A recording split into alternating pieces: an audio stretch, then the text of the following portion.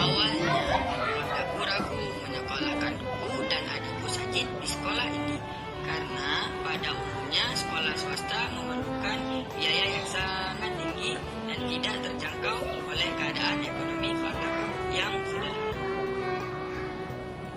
Tapi kekhawatiran itu segera sirna karena ternyata sekolahku adalah salah satu dari ribuan sekolah penerima dana BOS di Indonesia.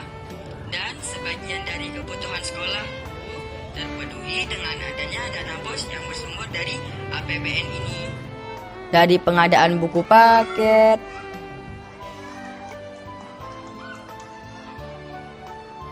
peralatan ekskul seni dan olahraga,